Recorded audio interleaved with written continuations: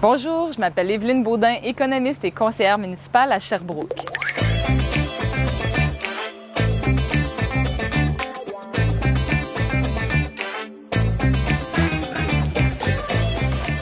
C'est un petit peu bizarre.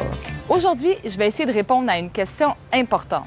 Pourquoi nos routes sont en si mauvais état alors qu'on paye toujours plus de taxes à chaque année?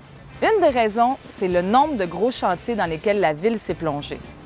On peut penser évidemment aux gros stationnements publics en construction sur la Ouelle Sud, mais aussi au boulevard René-Lévesque, à la salle de spectacle spécialisée, au pont des Grandes Fourches, etc., etc. Quand on met de l'argent sur des nouveaux projets, on en a moins pour entretenir nos infrastructures existantes. Mais il y a un autre problème qui est aussi important, peut-être même plus important, qui met une pression énorme sur nos finances publiques sans qu'on s'en rende vraiment compte. L'étalement urbain. L'étalement urbain, c'est pas juste un fléau pour l'environnement. C'est aussi un fléau pour notre portefeuille. Quand une ville s'étale, ça peut donner l'impression que c'est payant, parce que ça génère des revenus de taxes à court terme. Mais à long terme, ça veut dire que la ville doit toujours offrir plus de services à une population qui est de moins en moins concentrée. Une tonne d'études l'ont déjà démontré, l'étalement urbain, ça coûte toujours plus cher. Je vous dirais que l'étalement urbain fait que les Sherbrookois s'appauvrissent. Donc, comment on fait pour reprendre le contrôle de nos finances publiques? La première chose à faire, c'est de mieux planifier l'entretien de nos actifs. Mes travaux me permettent de conclure que les investissements actuels de la Ville sont insuffisants pour maintenir ses actifs dans un état permettant de continuer à offrir le niveau de service actuel. La vérificatrice générale a montré clairement que nous n'investissons pas assez pour entretenir nos routes, nos stations d'épuration, nos parcs, nos bâtiments. Parfois, les écarts entre ce qu'on devrait faire et ce qu'on fait réellement sont impressionnants. La vérificatrice a estimé qu'on investit actuellement que la moitié des sommes nécessaires au maintien en bon état de ce qui appartient à la Ville. C'est pour ça que ça prend un plan d'entretien. Le plan va nous permettre de prévoir ce qu'on doit investir et d'être plus réaliste face à notre situation financière. Mais là, évidemment, vous comprendrez, l'autre défi, c'est que ça va prendre de l'argent. Et si on ne veut pas aller piger trop profondément dans les poches des contribuables, il faudra travailler très fort et être créatif. Un jour ou l'autre, il faudra se rendre à l'évidence, il nous faut des nouvelles sources de revenus. Ça fait longtemps qu'on le dit chez Sherbrooke Citoyen et l'une des premières choses à faire, c'est de faire contribuer davantage les personnes qui profitent le plus de la situation actuelle, les promoteurs. Ce qu'il faut comprendre, c'est que quand il y a un nouveau développement, ça augmente la quantité de services que la Ville doit fournir.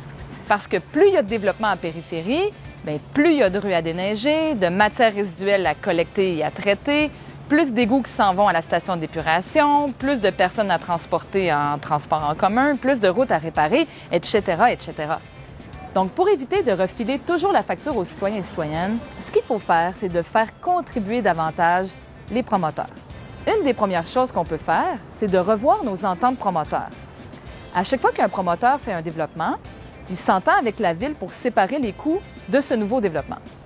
Dans certaines villes, on est très exigeant pour les promoteurs et dans d'autres villes, on est trop gentil.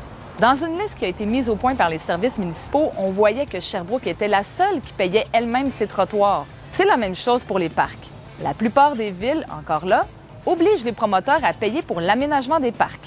Quand on regarde les chiffres pour ce projet-là, on remarque qu'il y a quand même 133 000 $ que la Ville débourse pour des trottoirs, alors que dans d'autres villes, c'est les promoteurs qui ont à payer pour ces trottoirs-là. Avec notre analyse, on constate que par rapport à d'autres villes, il y a des choses que la Ville paye à Sherbrooke, alors que dans d'autres villes, dans leurs ententes promoteurs, c'est les promoteurs qui sont appelés à les payer, ces choses-là. Une autre chose qu'on pourrait faire, c'est d'imposer des frais de croissance aux promoteurs de développement immobilier. Un frais de croissance, c'est un montant que les promoteurs doivent payer en fonction de la superficie qu'ils développent. L'argent est mis dans un fonds spécial et doit servir à entretenir les infrastructures qui sont davantage sollicitées par ces nouveaux développements.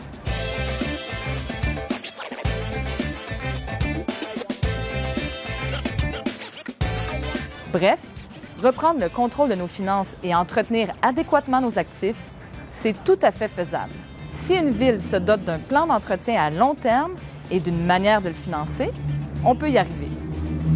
Si vous pensez, vous aussi, que la Ville devrait reprendre le contrôle de ses finances en planifiant mieux et en diversifiant ses revenus, je vous invite à partager la vidéo.